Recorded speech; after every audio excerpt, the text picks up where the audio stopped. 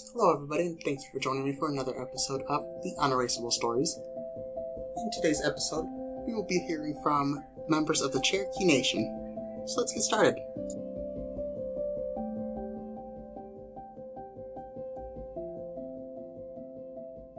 One story I know about the Utan and the rabbit, because rabbit's a trickster and a mischief maker.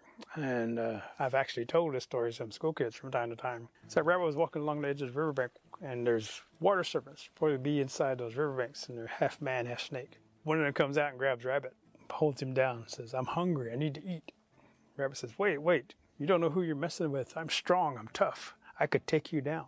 Water serpent looks at the rabbit and says, "How can you take me down? You're just a rabbit." The rabbit says, "I have ways. I can prove it. I'm stronger than you. I'm stronger than the look. You don't want to take me down there? Then I'll release my magic. I'll prove it to you. Come meet me here tomorrow, and I'll show you that I'm stronger than you." The water serpent, suspicious, says, "You're going to trick me. You're just going to take off and run. You're not going to come back tomorrow." Rabbit says, "I'm a person of my word. I will come back. I will see you here tomorrow. I'll bring a long rope with me. I'm going to have to start braiding a rope because this is how I'm going to prove to you that I'm stronger than you." So the water serpent says, "What do you need the rope for?" He says, "Well, we're going to have a tug of war. I'm going to hand one part of it to you. I'm going to hold the other end. You see if you can't pull me underwater.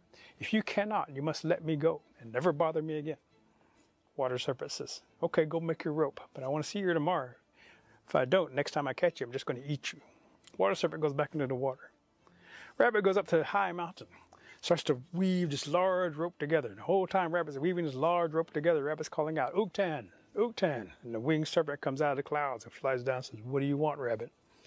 Says, "I want to make a bet with you. I bet you I'm stronger than you. I bet you can't lift me up into the sky. I'm making a long rope. Meet me down here tomorrow by the river. You take over part of this rope. See if you can't pull me up into the sky. I'm going to hang down in the water. See if you can't pull me out of it." Utan's flapping its wings and says, "This was no match, Rabbit. I'll see you tomorrow, though. I'll pull you out of that water." Utan flies off. Next morning, Rabbit shows up at the creek. The water serpent shows up early. Says, "All right, I'm ready. I'm ready to pull you in." Rabbit hands the rope to him, says, "Okay, go in the water. You'll know I'm ready when I tug on it." So the water serpent goes under the water.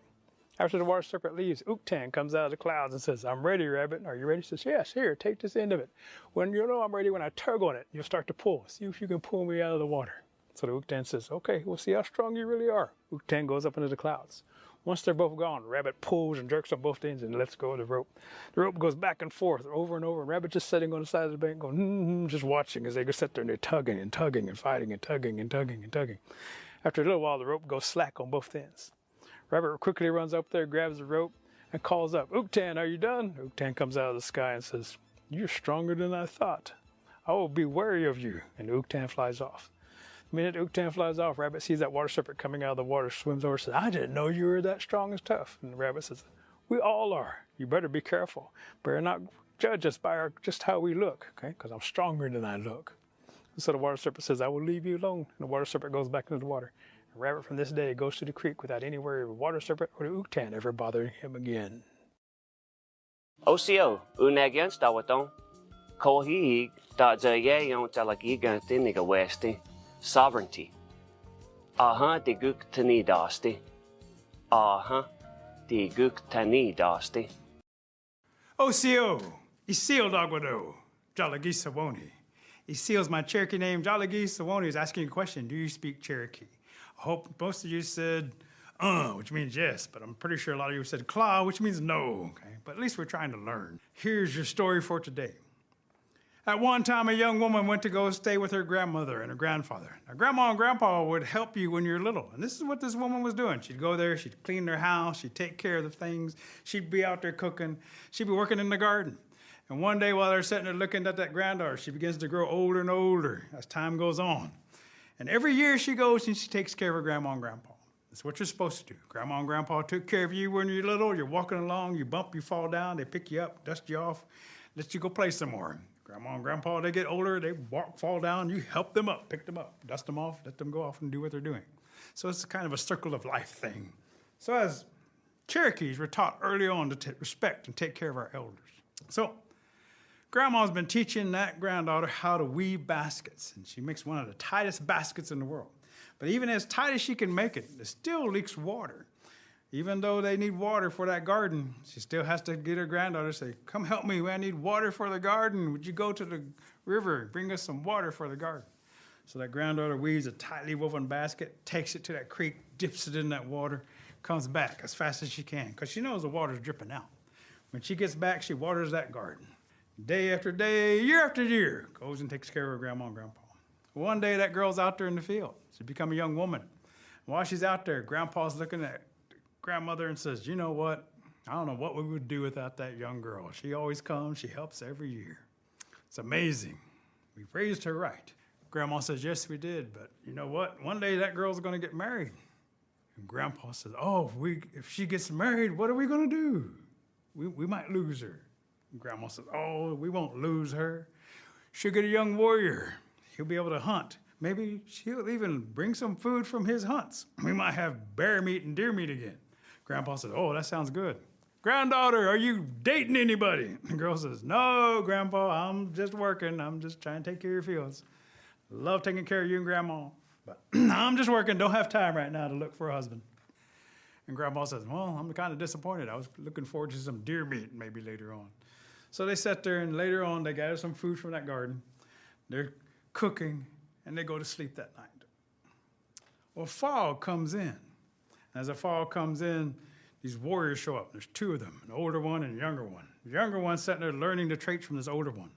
The older one's leading this younger one, saying, we must go from town to town. Towns are scattered all across this area. We go to the towns, we make sure everybody's being taken care of. Take messages back and forth for the chiefs. The young warrior says, yes, I understand. It's a hard job. It's a tough job. The old warrior says, you got to be able to defend yourself from mountain lions, bears out here, wolves, also be able to hunt, take care of yourself. I have no time to look for a wife, but I finally found one. You, young man, you're going to take over for me. You're going to be out here one day, walking through here, making sure everybody's taken care of. And while they stop beside that creek where that girl gets that water, they're sitting there and the fog's built up. The warrior says, we'll stop here for tonight. We'll stop here, we'll camp. And so they sat down, they began to make camp, and they began to talk. The young warrior sitting there saying, I see what you mean. It's tough being out here, but I don't mind going out and helping. But every town we go to, some of those women, they try to marry me off to their daughters. The old man says, yeah, that happened to me too. But don't worry about it. One day you'll find the right one. Right? But we still got to go from town to town and make sure everybody's taken care of. And the messages we get sent back and forth between the chiefs. So the warrior goes to sleep. Fog builds thicker and more dense throughout the night.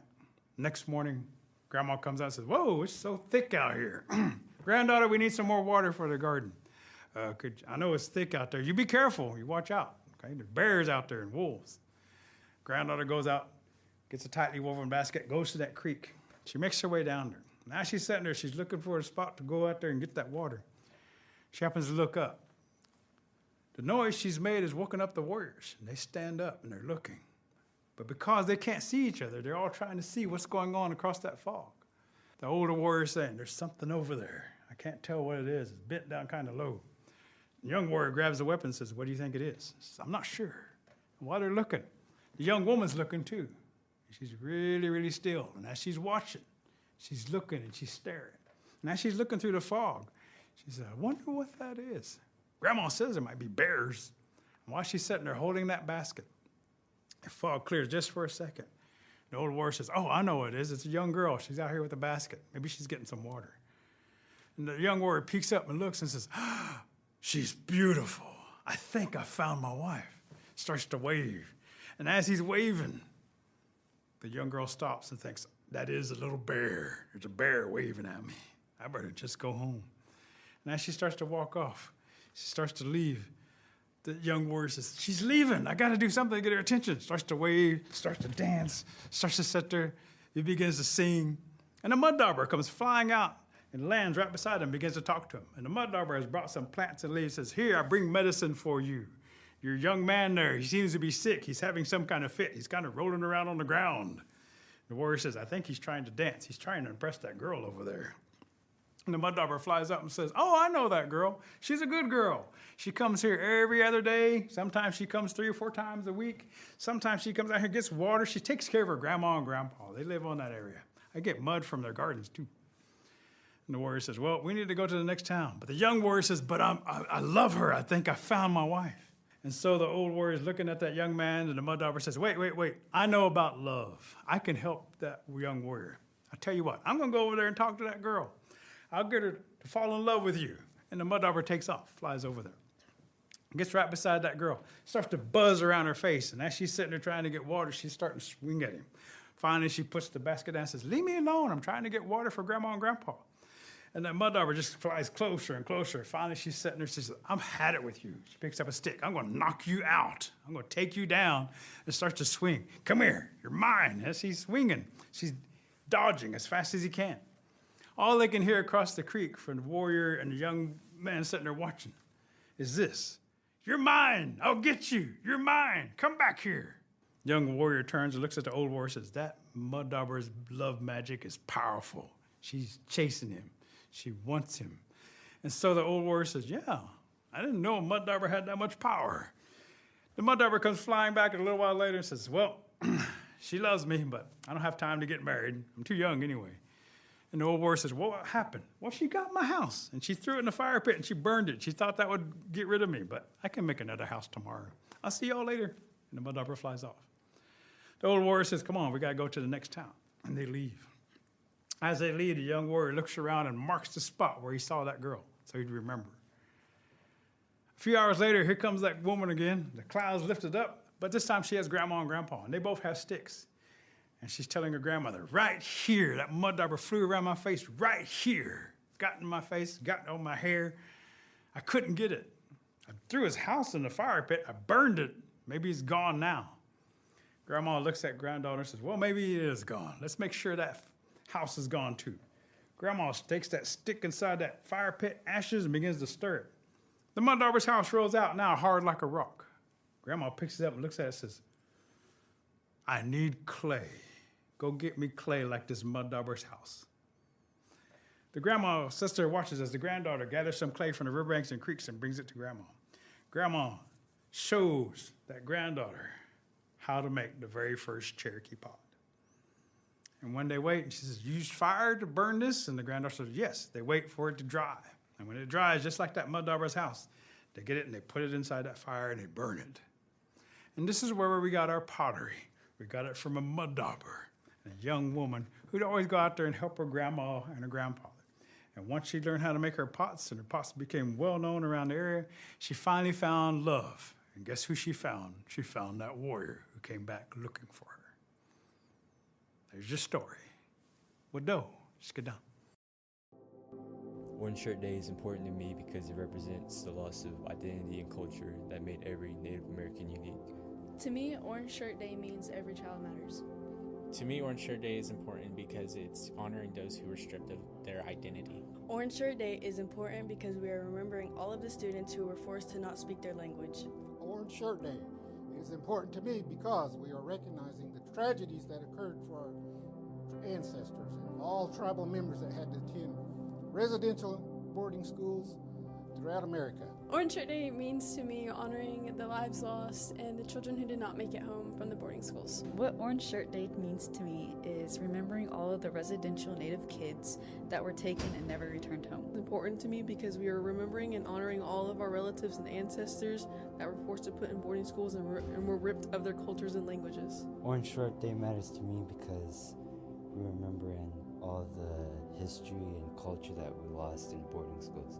Today, Orange Shirt Day matters to me because every child matters. And when we think about every child mattering, we think about the things that we've been through in our past. We think about where we're at today. This gives us hope because our ancestors had such resilience.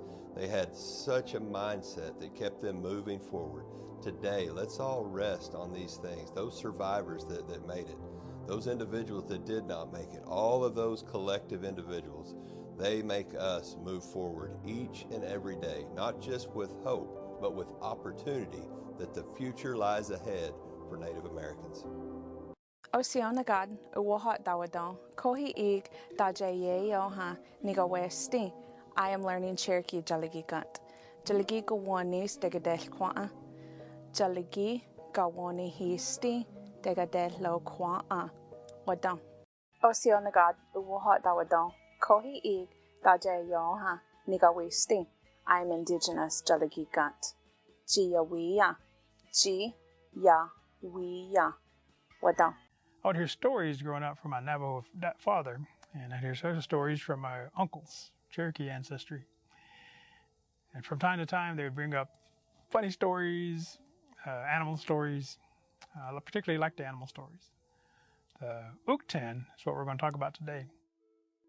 Ukthan was a large creature, a serpent, and it had antlers on his head and a crystal right in the center of his forehead. And the Ukthan was based upon the number of stories I've heard from other storytellers, was sort of like a creature that symbolized almost death. One of the oldest stories I know is that the Ukthan at one time was found by two boys. They were out hunting. When they came over the top of a hill and they saw this large serpent out there, he seemed to be weak, and the serpent began to speak to him. Says, "I would keep you all safe if you'll feed me. Just keep feeding me. I feel like I'm dying. I couldn't eat anything. Just before you can bring me a rabbit or a squirrel, anything." So the boys decide to feed the serpent. So they go out there and they leave and they come back with some rabbits and some squirrels and begin to feed it. But they leave and they come back a few days later to check on him. He's got a little bit bigger. And they give him some more food and they leave again. But boys being boys, they tend to forget about him. And then they remember him, they go back. And when they go back, he's gotten larger. And he's sitting there and they see flashes of lightning from his eyes. And he keeps telling us to bring me some more food. His idea is basically to trick them to get him closer and closer so that when they toss the food at him, he can eat it. But if he wants to get him to the point where they trust him, that he gets close enough that he can eat the boys. Well, one day as they're walking along, they hear flashes and see thunder in the sky. And thunder is a human-like being comes down. And they watch as thunders come down. And they hear this thrashing and sounds of battle. And so they come over top of the hill and say, "That's where that snake lives." And when they come over there, there's this giant snake wrapped itself around Thunder, choking and squeezing Thunder. Thunder's trying to hold the snake off, but Thunder's beginning to weaken. Thunder sees the boys and says, "Help me. You're a part of me. Come help me. The snake is evil. It's going to kill everybody." So the Ukthan turns and looks at the boys and says, "You fed me. You continue to feed me. Thunder is the one who's evil. Thunder comes up in the skies, turns the sky dark. Thunder is the one who's evil." The boys look at each other and they look at Thunder. And they see Thunder getting weaker and weaker. So they decide to take their arrows and they start to shoot at the Ukthan. They hit the spots. And he has different spots on his body where the scales are at.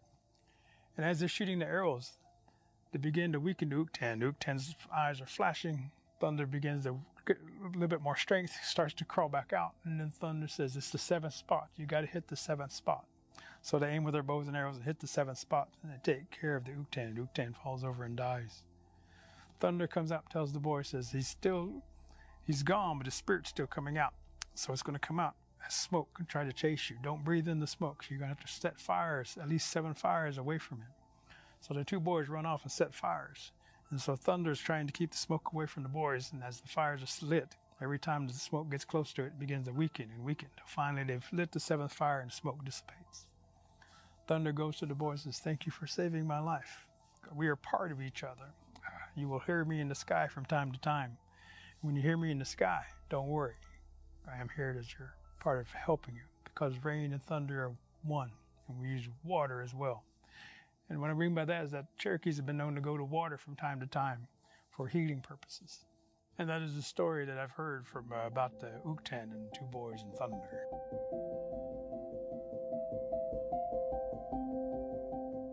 Thank you for listening. Until next time.